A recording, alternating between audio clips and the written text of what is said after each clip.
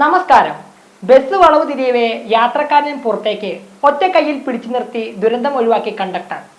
ചവറ അടൂർ പന്തളം റൂട്ടിൽ സർവീസ് നടത്തുന്ന സുനിൽ ബസ്സിലാണ് കാഴ്ചക്കാരെ അമ്പരപ്പിച്ച സംഭവം.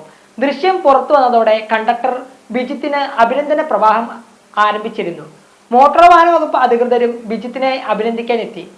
പൊന്നാടയും ബലകവും സമ്മാനിച്ചാണ് ഉദ്യോഗസ്ഥ സംഘം മടങ്ങിയത്.